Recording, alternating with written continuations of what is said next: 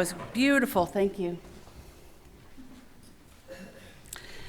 Today in our service, today on our calendar, we are weaving together so many traditions, so many celebrations.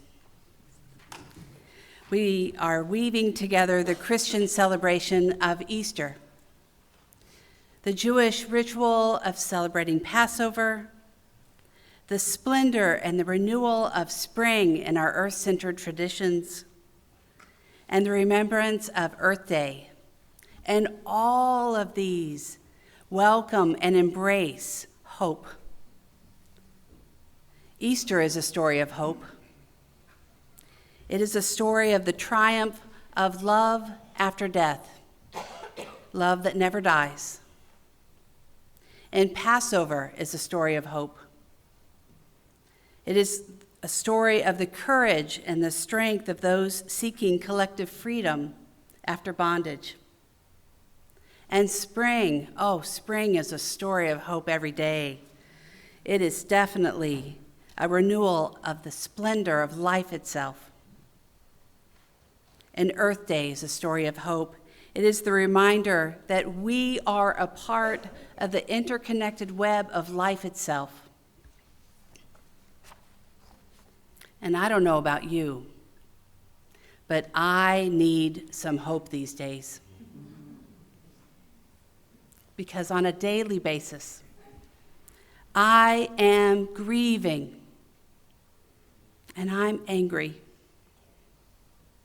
I am witnessing on a daily basis the demise of our country's rule of law, the diminishment of justice and equality for all of those who live beside us, and the degradation of the protections of the natural world that literally sustains life itself.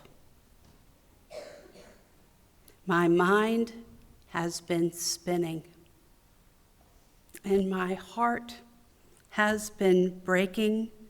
So each day I wake up and I seek a way to find hope and a path forward where love guides me each step of the way. When I feel myself with tears close at hand, I remember the poem written by Wendell Berry, The Peace of Wild Things. When despair for the world grows in me, and I wake in the night at the least sound, in fear of what my life and my children's lives may be, I go and lay down where the wood drake rests in the beauty of the water, and where the great heron feeds. There I come into the peace of wild things, who do not tax their lives with forethought of grief. I come into the presence of still water, and I feel above me the day-blind stars waiting for their light. And for a time, I rest in the grace of the world, and I am free. Yes, we exist in an amazing natural world, and we live in the mess of all the human systems that we have created.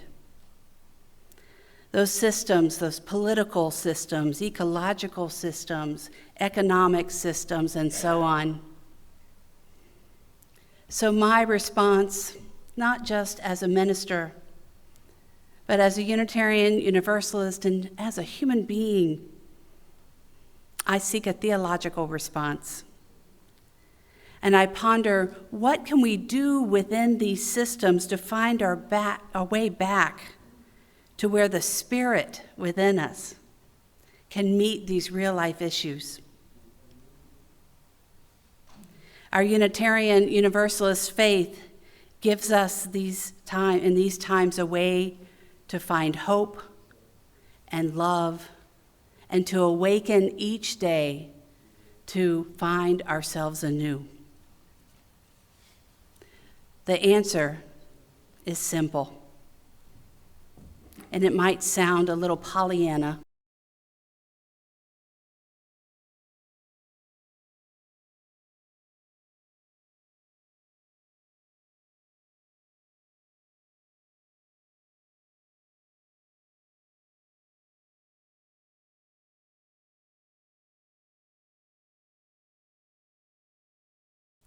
Love holds us together as we see the sacred in each other and in all beings that exist on this world. Love holds us together as we work for justice and build beloved community, where all feel welcome and not just survive, but thrive. Love holds us together as we cultivate the spirit of generosity. And core to who we are, love holds us together as we declare that every person has inherent worth in being and has the right to flourish with dignity, love, and compassion. Oh, this world, this messy world that we exist in and we are raising our children in and we are dreaming our dreams in is a mess. So together, let's seek a way to find love in every step as we move forward. And this gives me the hope I need as I hope for the future that we dream of. Because we need each other. The other day, I was sitting with a mother and their child, and the little one was playing in the sandbox and building little things with leaves and flowers.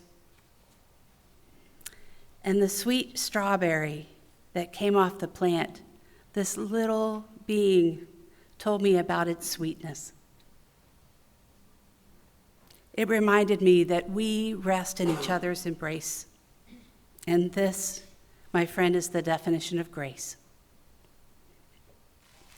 We rest in the grace of each other. And we rest in the grace of this earth in which we call the blue boat home. This grace is where we find love. May love always move us forward. The flower ceremony itself is something that we find our love in together, and I'll ask Jeffrey to come up with me now. We find love in all places, and most of all, we find love in beauty. And we have all brought flowers today. Some are from the yard. Some might be from along the road when you remembered, oops, I needed to bring a flower. Some were from the florist or the grocery store, or maybe even the rose bush in the driveway. And these flowers came from many places, and these many different flowers have come together. And here they are, an extravagant display of beauty in nature. And as various in color and in shape and in size as they are, they do not begin to exhaust nature's inventiveness in creating forms of color and beauty.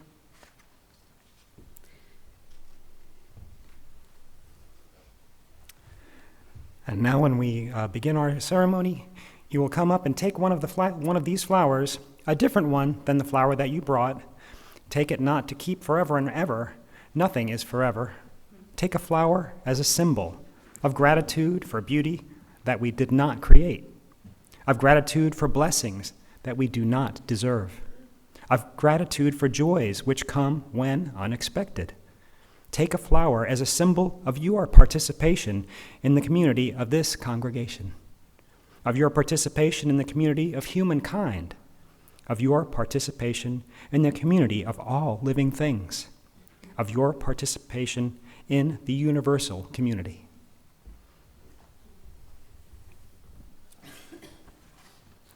And if by chance you didn't bring a flower, take one anyway. Take a flower as a symbol that beauty and grace and joy and love are not matters of reciprocity. In this world, we cannot earn or deserve all of that which is most important. It comes to us as a gift. Therefore, knowing how to receive these gifts is fully as important as knowing how to give. So I invite this section to come up first and take any flower that calls to you.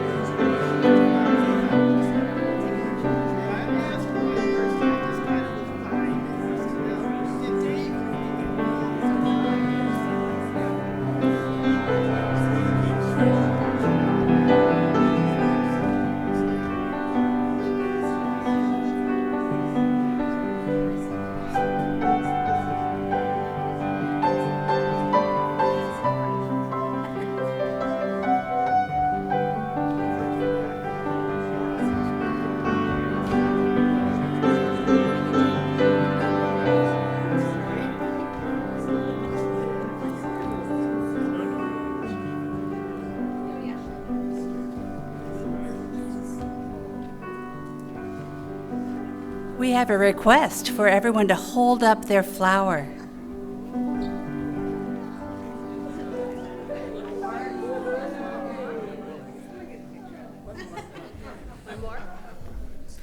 It was so beautiful. Oh, there's the choir. Yeah.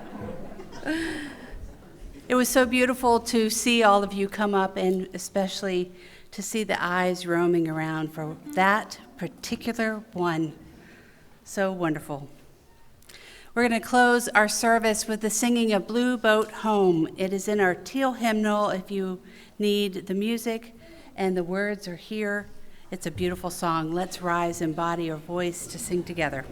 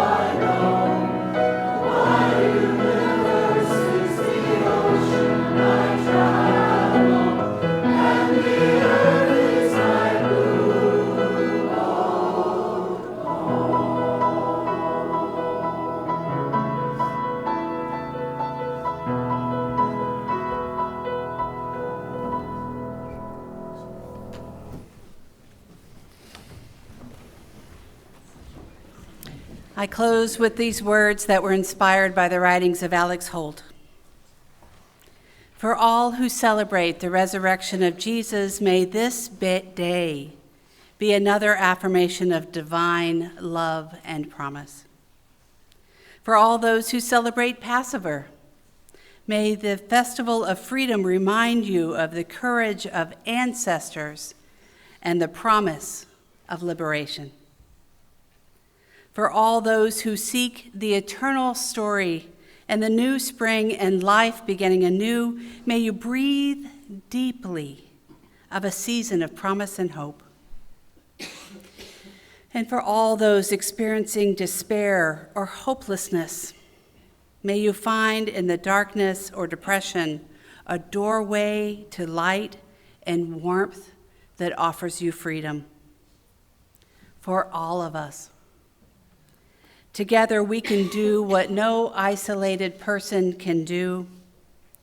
We can roll back that heavy stone aside that reminds us that we are more powerful than we could ever be on our own. And our offering of strong hands to help our prayers made real, let us begin again in love. May it be so. And I'll put out the chalice.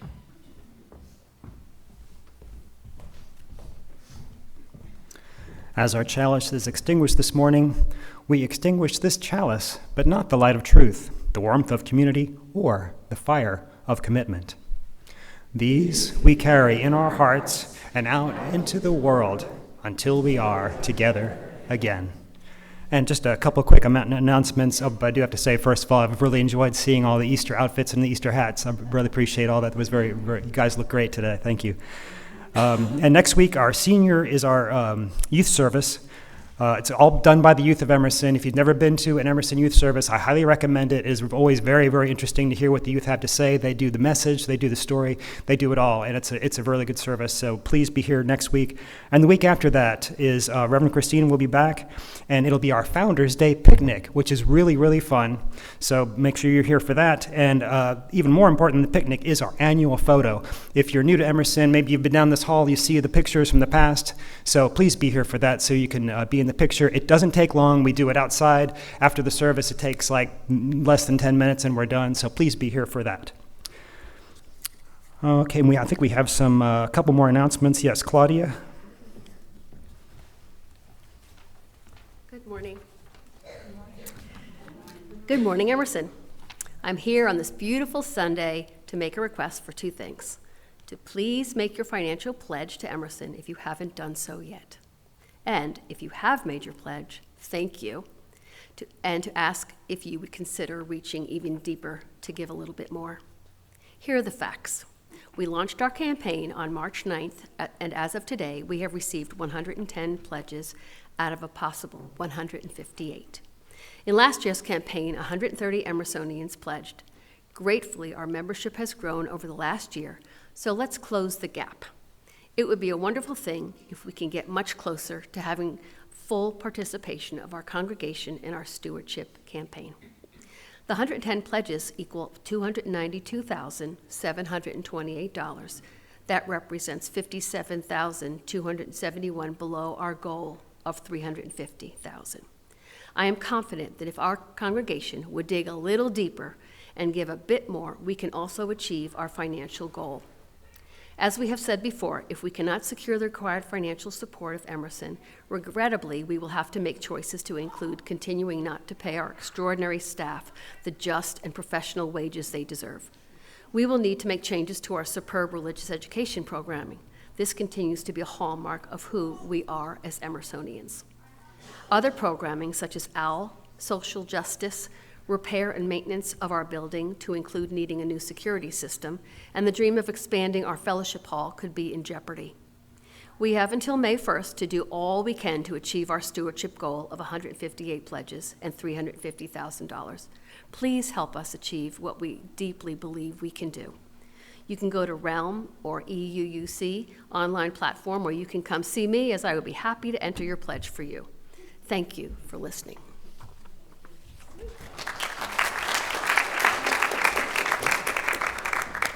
Thank you, Claudia. And I believe Michael Lukens has an announcement.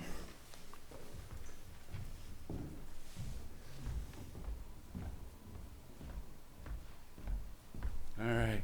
Good morning. Our own illustrious Millie Fuller asked me to make this announcement. We will not be separating for fellowship time today. We are going to be outside. So those who are here in the sanctuary that are parents and kids, we will start after people come to get their food so you can watch the kids go on their Easter egg hunt. All right? So meet us out there. Second hour. Oh. So also, families, there's no RE during second hour, and you're doing GSA during second hour? Third hour. So third hour, okay. Whew, you would think I would know all this stuff, but it's just Sunday morning. So, All right, thank you, Michael and Claudia. And as our service ends, go now in peace. Happy Easter, and take peace wherever you go.